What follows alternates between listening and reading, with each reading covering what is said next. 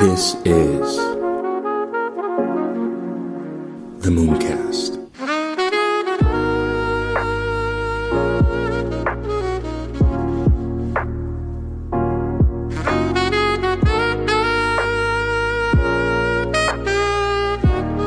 Where are you at again? I'm in the UK. Ah, yeah, you're in the UK. Of course, you're in the UK. Yeah. Yeah, I can hear the accent. Oh man, yeah, but no, it's really nice to finally get to speak with you, man. I appreciate you so much for coming on and being able to answer some of the questions that I have for A-Starter and stuff. So if you could just tell a little bit about your background, about yourself for the audience, so they can know who you are. Of course, I know who you are, but the audience might not. Yeah, sure, indeed. 1 second. So, my name is JC. I'm a marketing and community lead for the A-Starter project. I have a background in IT and got involved with A-Starter through a colleague of mine who's with the project, who's very closely connected with the project. So he introduced me to A-Starter, and I was set on as marketing and community lead. A-Starter is a DeFi infrastructure hub on Cardano that features a suite of core applications, as you're aware, that is a launch pad, launch pool, DEX, money market, and tech service platform. The project is backed by EMURGO, one of the founding members of Cardano protocol. And the aims of A-Starter is to elevate its contribution and bring broader possibilities to the Cardano ecosystem by providing fair, safe, and accessible open finance services to meet existing and future demand in accelerating DeFi apps to empower the next generation of projects built on Cardano. Awesome. No, that's really good to hear. And how did A-Starter become backed by EMURGO? Like, how did that process happen? Was it organic, or do you have any background on that at all, or any information for that you can give to the audience? And the project it started off with the idea of creating an environment for building DeFi infrastructure. Primarily on Cardano, and EMURGO being one of the founding entities of Cardano, actively works and accelerates projects. So it was something that came about organically with the idea of basically facilitating a suite of core DeFi infrastructure products on Cardano. So the idea is to the launch pool and launch pad is to facilitate projects that are coming into the ecosystem and then supporting services for those in terms of a decentralized exchange, a money market, and a tech service. So very much the concept is to facilitate projects, developers looking to build in the Cardano ecosystem.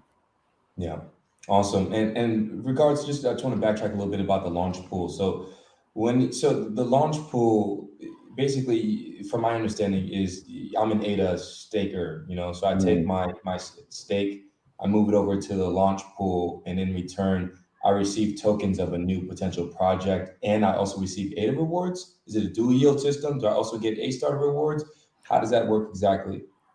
Yeah, indeed. Both A-Starter and ADA rewards currently with the launch pool. So the concept came about primarily because we're looking for a way for investors to be able to integrate, participate in projects without that initial capital outlay. So staking provides that method, so you can stake existing capital and get your ADA rewards in the normal way through staking to a stake pool. So what we did, we configured the launch pool, the A-Starter AA1 stake pool, to reward in A-Starter tokens. That's the AA token, all right? And that's done by adjusting the pool parameters, the margin parameters.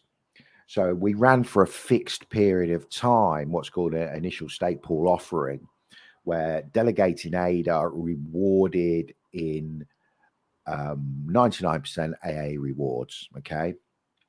And that was for a fixed period of time.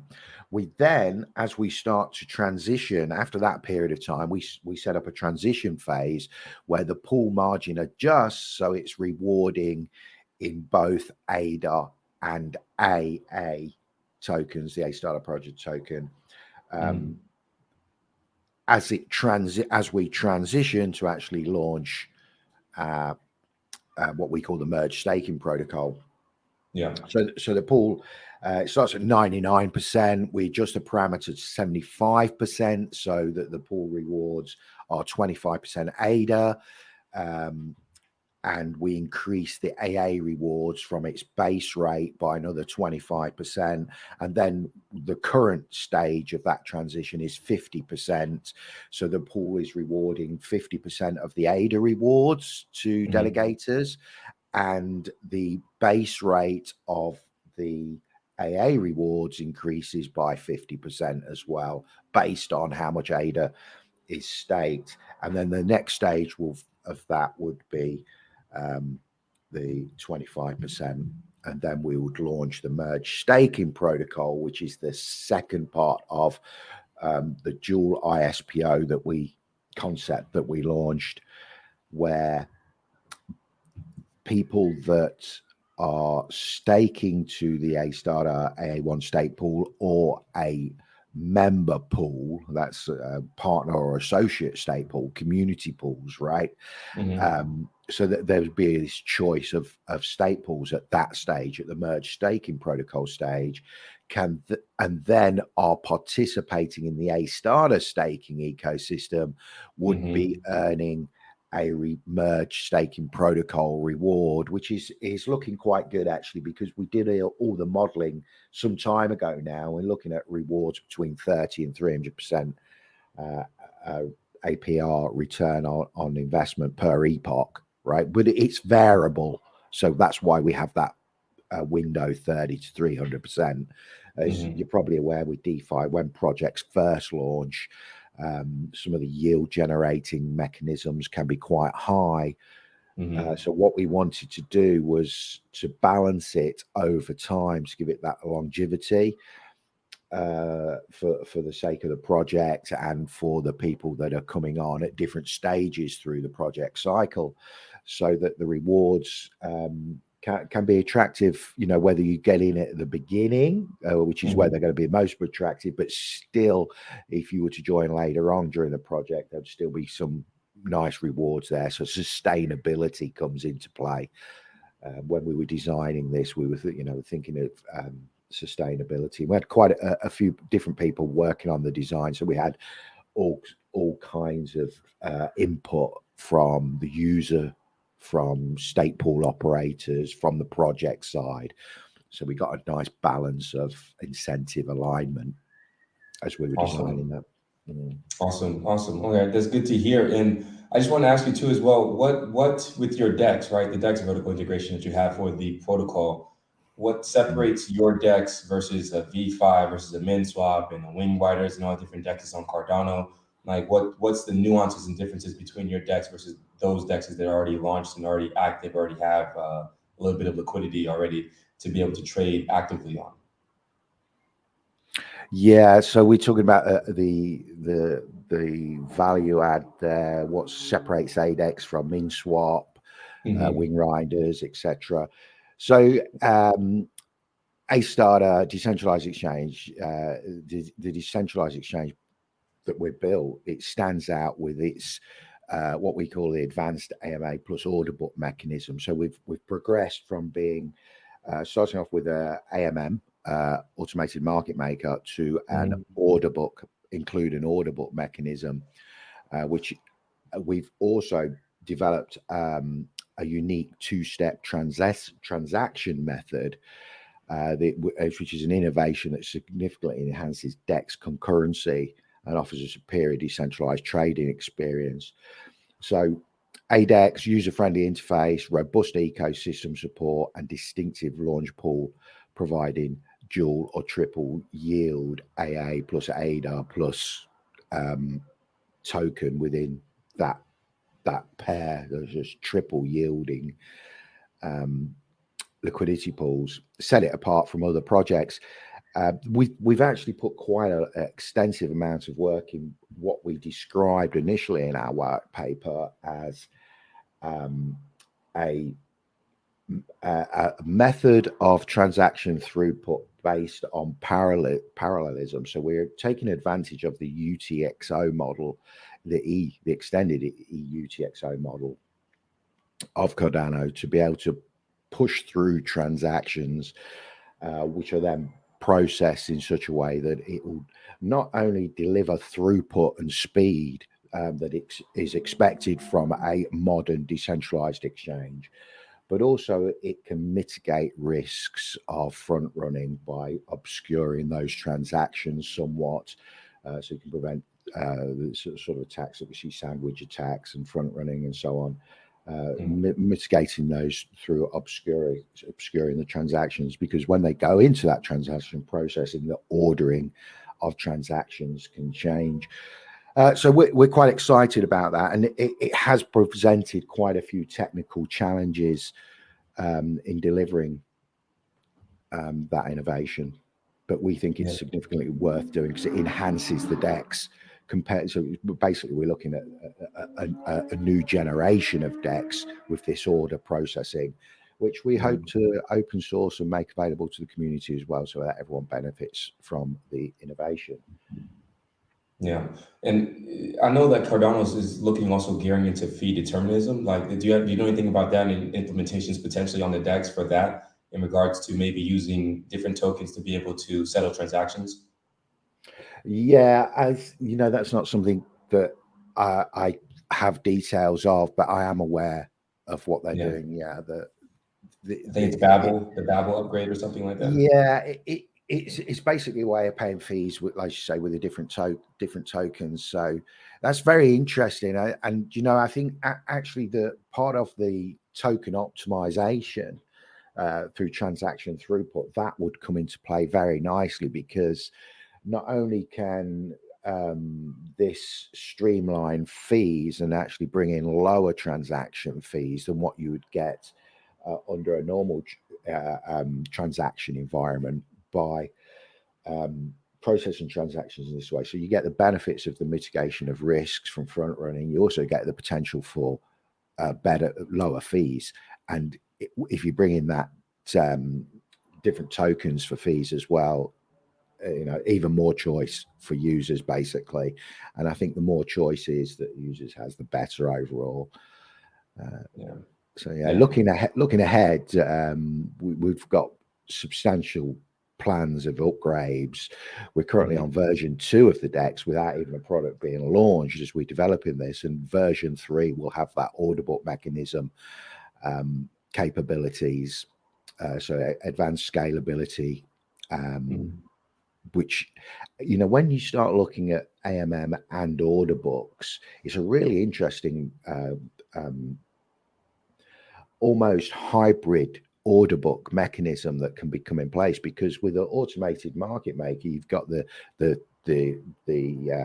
liquidity on both sides of the pools. So if you can merge that with an order book to bring a hybrid order book, which can actually take liquidity from the automated market maker, you've got potentially a very good system that can actually find price discovery between the two methods. So yeah, really looking forward to that, and that we've seen a lot of innovation in that area, I think, in the DeFi ecosystem in general. So yeah, one of the things that the developers also brought out was a migration tool so we can not only upgrade the code for the smart contracts, but also the liquidity, the total value locked, can transition from version 2 to version 3.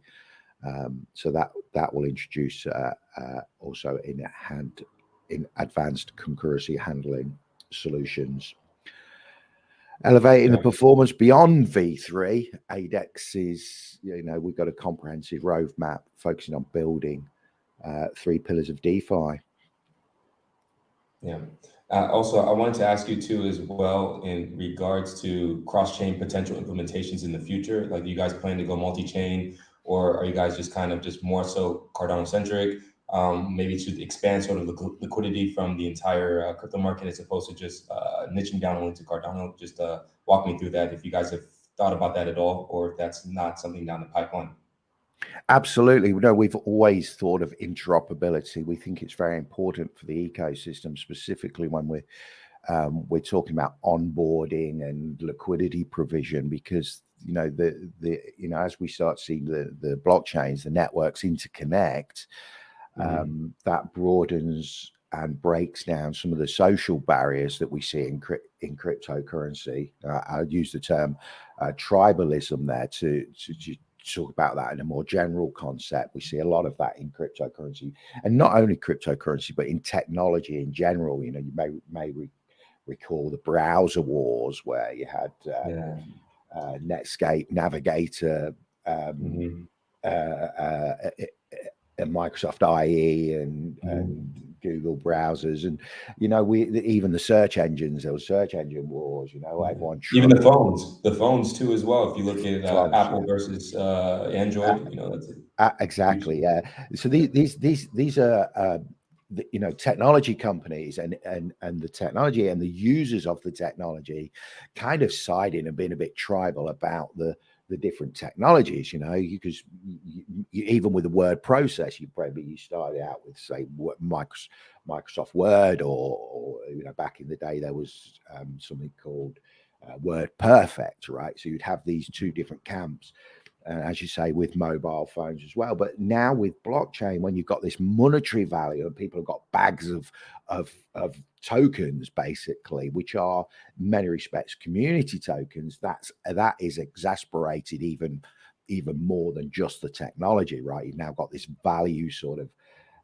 tied to it. So I think with interoperability, as these community, if project tokens, community tokens can actually be more interoperable with the different ecosystems and communities, then it should break down some of those social barriers. I think today people are more open. Even I was talking about this recently when we were in a Twitter space with OneChain, is that now with Microsoft, the operating, for example, you can run natively Ubuntu, right, in an instance on Microsoft, and that was something that was people thought would never happen, but now it's natively built into the Microsoft operating. This is two competing operating systems that have synergies for being interoperable and working together for developers, right? So it can build the developer base. And suddenly, if you're developing an application, you don't just develop it for the iPhone, you develop it for Android as well. Similarly, if you're building for a desktop, you'd want it to work on the, let's say a Chrome extension, you'd want it to work in Chrome, you'd also want that to work in Firefox, and so on and so forth. So it breaks down some of those barriers for developers as well, and better interoperability. We see this with blockchains now, with tokens moving around the different chains. And yeah, I think we've always had our aspirations for a more interoperable ecosystem, because that, it can broaden the community, it can broaden the user base. And whereas we can develop great projects without that user base, we need those users to come in and use the application to add liquidity to the liquidity pools and so on. So the bigger that, the broader that base, the better, I think, for everybody. I definitely.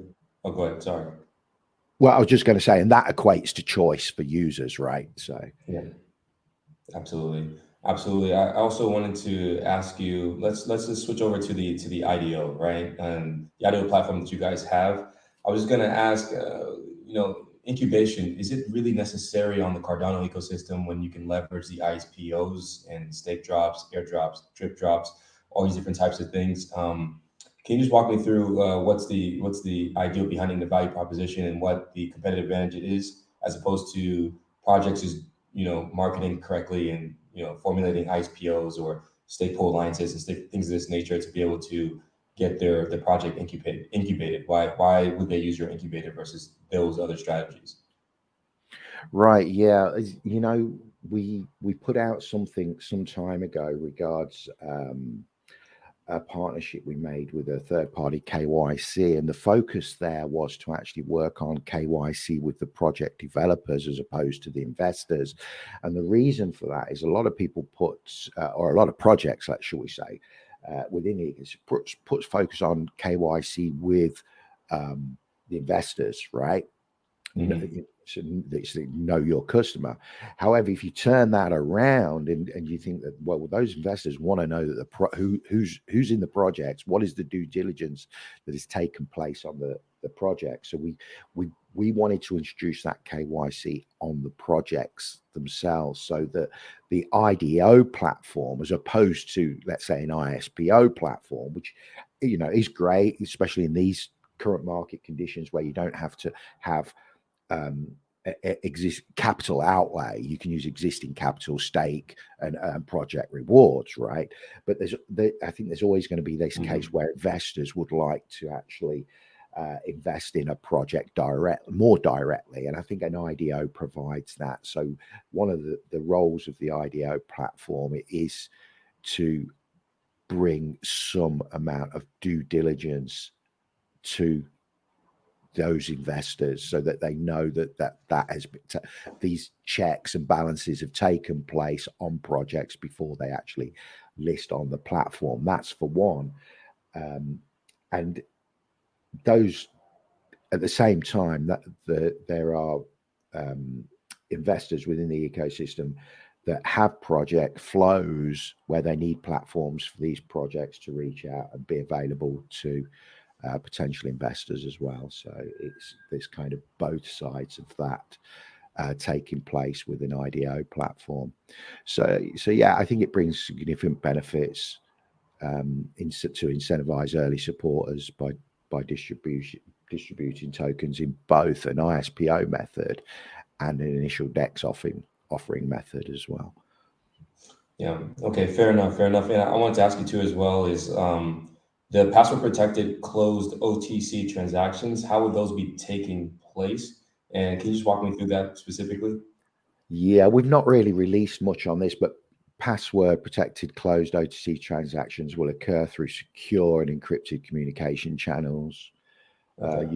Users basically exchange passwords or access keys privately to facilitate the transactions without exposing sensitive information.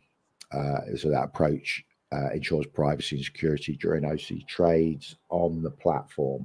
We like I say, we've not put a lot out on that. We will release more as we get closer to actually launching that OTC. Okay.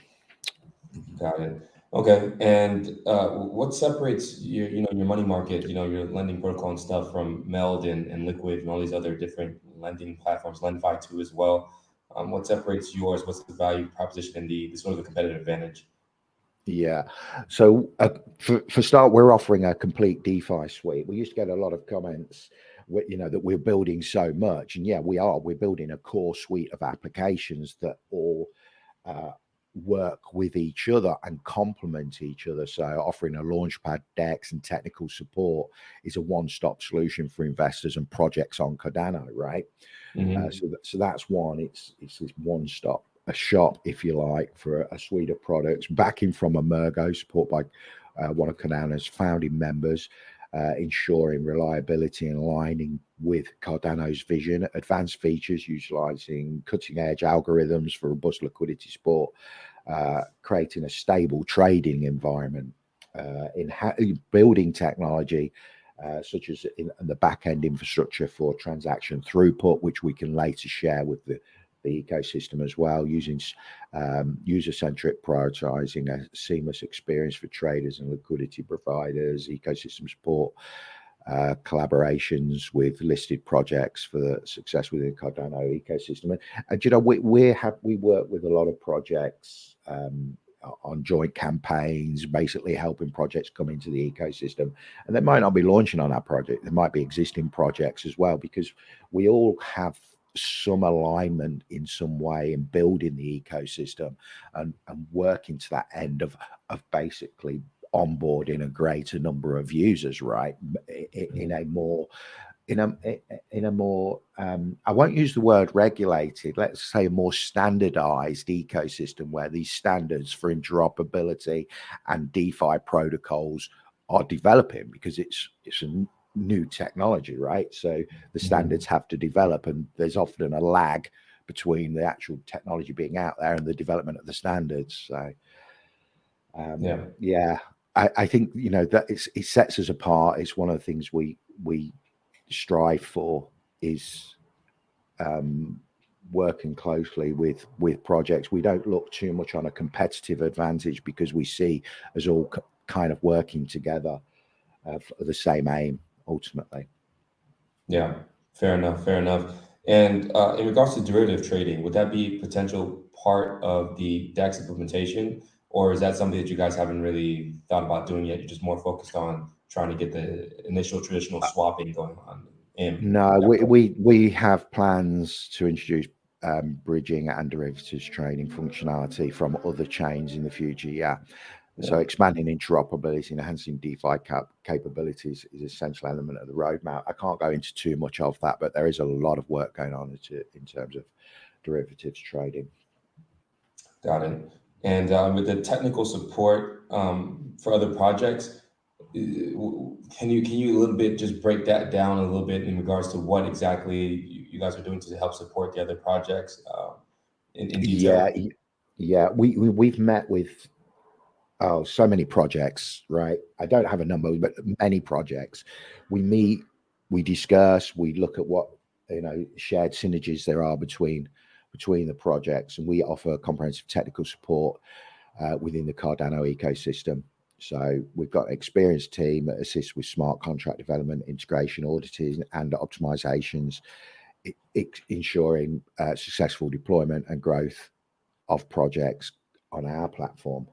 So all of that, I think, is technical support that we can reduce the barriers of entry for projects. One easy example of that is the one-click token issuance, which we developed last year, which was part of the Launchpad product, where project developers can go ahead and create their token. So that's an example of how technical assistance can remove barriers to entry, so the developers can focus on building their projects without having to worry too much about creating tokens and issuing the tokens. So it's just one example. I think there's many. You know, if we look at the building the transaction throughput for our DEX, how we can share that knowledge and experience with projects coming into the ecosystem as well. So yeah, all examples of technical support we can provide to other projects. Yeah. In regards to your devs, are they taking advantage of the Marlowe dev stack at all? Are they using that, implementing that? Is it helping the process become more streamlined in terms of developing on Cardano? With which tech stack, sorry? The Marlowe tech. The Marlowe. Yeah. Right. Yeah, there's been some I think over the years, certainly during 2023, there's been quite a lot of development in the tech stack. And, you know, initially, and still to this day, you know, the development team is looking at all of those as they develop. So yeah, we'll be looking to take advantage of and looking to broaden the tech stack that is used, but you know, the core focus stays the same at this stage. Okay, perfect. It's Plutus development, building on that, you know, but basically because it's the security aspects for developing native Haskell, right? So yeah. Let's talk a little bit about the partnership. So I did see that you guys had like OKX, BitBoy, Ruby Capital, and Altcoin Buzz, and so on and so forth, some big names in the crypto space.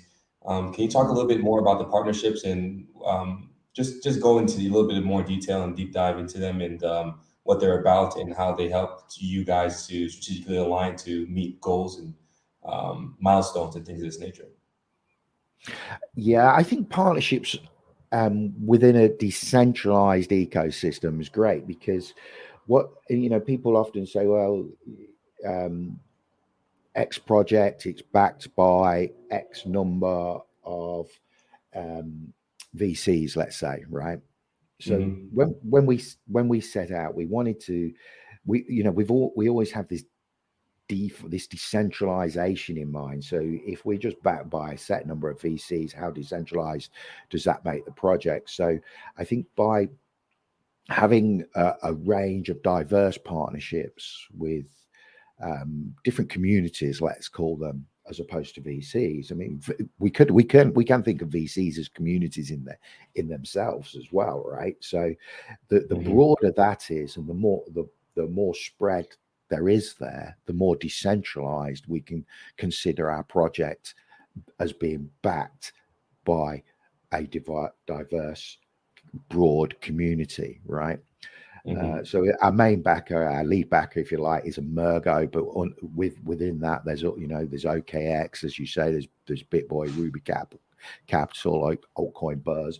We've even set up 2 programs with stake pool operators.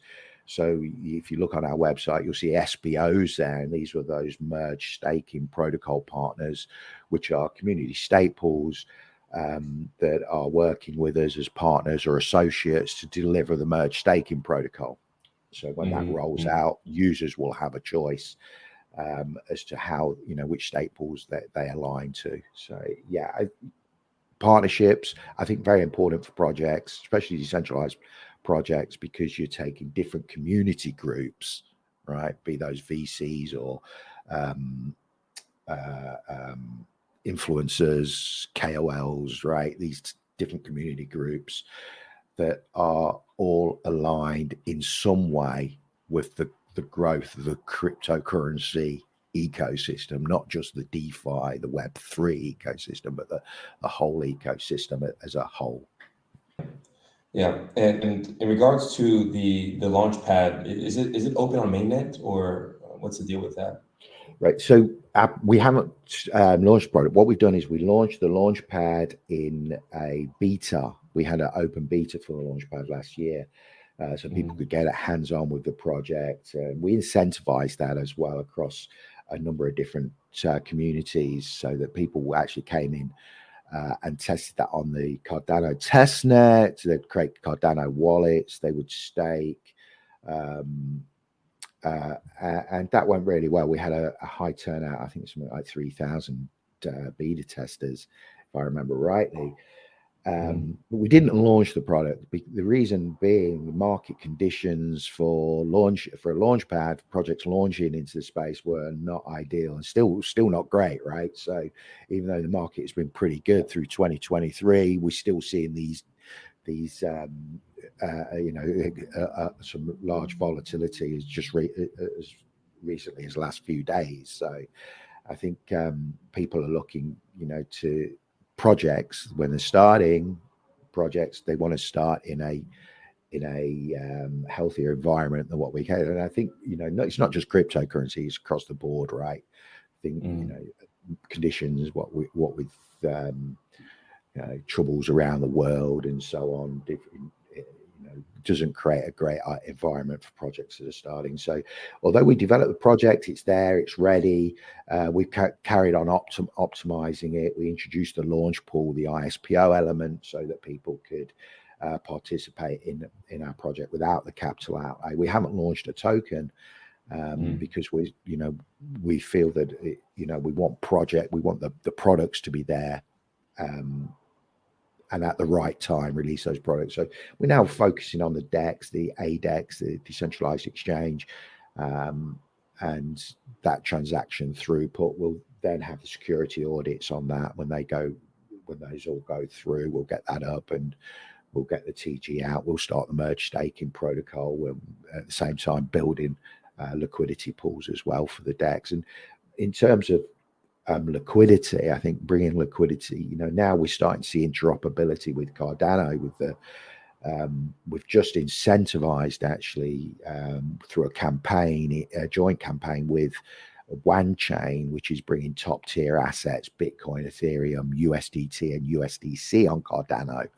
So what we wanted to do as those top tier assets bring greater liquidity to the Cardano ecosystem, we wanted to incentivize people to bring stable coins. So we focused on USDC with a campaign that not only through staking to the ASTARTER AA pool ADA, but if you are staking to the AA1 stake pool and you try that cross-chain bridge to bring USDC into the Cardano ecosystem, we'll rebase the price of ADA and USDC each day at 9:45 UTC, calculate the value of the USDC in ADA, and reward through our current ISPO transition, which is the transition 50 phase, where it's 50% increase in the base AA rewards, and we reward those on the ADA value of the USDC. So it's just an incentive there that people can boost their ISPO participation if they're trying that bridge to bring USDC into the ecosystem. So it'll be interesting to see how that grows, those top tier assets, not just USDC, but USDT, Bitcoin and Ethereum circulating on Cardano as what are basically essentially wrapped assets. And with that, I think it's worth pointing out that with USDC, where if Circle was to actually enable the USDC on the Cardano chain, that wouldn't be a wrapped asset at that point. The issue across that bridge would be the Circle issued minted USDC, right? But at the present time, you lock it on one side and you get minted a wrapped version of USDC. Sorry. I want to ask you in regards to the NFTs, do you have any idea when they're supposed to be coming out and what the entire utility aspect of them will be? Yeah, they will have significant utility within the ecosystem, granting exclusive access to special events, early token offerings on that launchpad, etc. Participation in our demo campaigns. We've already used NFTs for that, but we have a specific series of NFTs which we call the OWL NFTs by AWL, which is also a play on the word ASTARTER with love, and the word owl. So that series has been designed. We've actually integrated that look of those OWL NFTs, owl-like characters within our DEX UI as well. You can see that there's a few videos that show that as well, that are out there. So yeah, and NFT holders will enjoy unique rewards and privileges as we continue to expand and develop our services. If just to give an example of that, how we're using the bridged USDC to reward ISPO participants, right? So we convert that value to ADA and then reward just through them holding USDC in their wallets. What we designed with the merge staking protocol, which can significantly increase merge staking protocol rewards, right? So we got this 30 to 300% yield reward. If you're holding an NFT, for example, that NFT might have a specific amount of power that can increase with rewards based on you holding that specific NFT. And we designed that using a method that it can scale. So there's no sort of like, there's not, it doesn't have to be just 3 different multipliers. We could introduce a whole range of different multipliers. And NFT is, I think, a great example of how that can work just through holding a specific NFT in a wallet. The rewards there through merge staking are multiplied somewhat to the power of that NFT. Yeah. Okay. And of course, I got to ask this question. I know that there's no real timeline for it, but when DEX, if you will. Yeah. ADEX version 2 is coming along really nicely. I'm very pleased with what I'm seeing. There's some optimizations taking place on the transaction processing, and auditors are in place as well. So yeah, we will I don't want to raise expectations because there are deliverables that have to be met before we could launch, and I think the most important one is that security audit. So, but they're in place. You know, we've got those all lined up, ready to take place, and we've also already delivered some code in regards to that. There is still some code to follow in relation to the through transaction throughput, the two-step transaction processing. But yeah, that's all taking place. So it's to be confirmed. Actual date to be confirmed. We're very close to that, I think. Then order book decks. So that's talking ADEX V2, which is the automated market decks. And then there'll be when order book decks. Okay, so as I mentioned earlier, ADEX V2 will support upgradability, which can also upgrade the liquidity pools. So we'll be able to implement the order book shortly after the release of V2. In regards to the security audit that you're using, are you guys going through MLabs or? Actually, we've not announced which company we're using at the moment. We have been speaking with a number of auditors. MLabs is one of them, also Certic. So it could be that we'll use more than one auditor. But yeah, we'll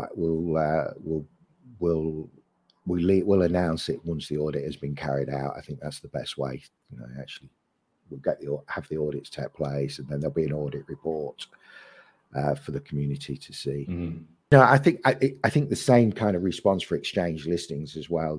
Whereas we're talking with centralized exchanges, with DEXs, it's not such a big deal because you can provide liquidity on DEXs, right, and set up your own liquidity pools. But with centralized exchanges, it's down to the exchanges to actually make the announcements.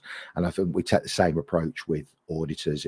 We are talking with auditors. We know who the audit companies are. I could reel off a list of them, but actually when we have the audits done and carried out, and those auditors will then make public their opinions and findings, right? So can you talk to me a little bit more about the Cardano blockchain certified associate situation, like that program? Can you tell me a little bit more about it, what it's about, and why you guys are facilitated or associated with this program specifically? The certification, one of our team, I know that our team has been certified. At least one member I can think of that got certified, and I did meet with the Cardano Foundation team that's delivering the certification. And from what I understand, it's kind of like a foundation course. It's the certification is to say that you attended the course, right, and progress through that. So yeah, I think it's really good, that people can get certification, and I think that what they're doing is looking to broaden that. It's actually where I was talking to the team was at the Oxford Blockchain Conference. As you know, Oxford is a student town here in the UK, so I think introducing those sort of accreditations and working with universities and other education partners is a great thing for the ecosystem in general. And there's also this thing with the Edinburgh University, which is the decentralized index, EDI, Edinburgh Decentralization Index, which I think it's those initial, the abbreviated EDI. So it looks at how decentralized a blockchain is and so on, and has some sort of index as to how decentralized. And that's something that Cardano, I believe the Cardano Foundation or IOG has worked with the Edinburgh University to develop that. So yeah, great to see those sort of developments with universities and other educational institutions. Yeah, awesome. And can you talk to me a little bit more about the demo campaign and what that's about? Yeah, the demo campaign is an initiative that rewards early supporters and liquidity providers on a platform. So participants who hold our NFTs will gain access to exclusive benefits, including token airdrops, participation in pre-sales, and priority in new token offerings. The campaign, the aim of the campaign is to cultivate an engaged community and foster long-term partnerships. So that's good.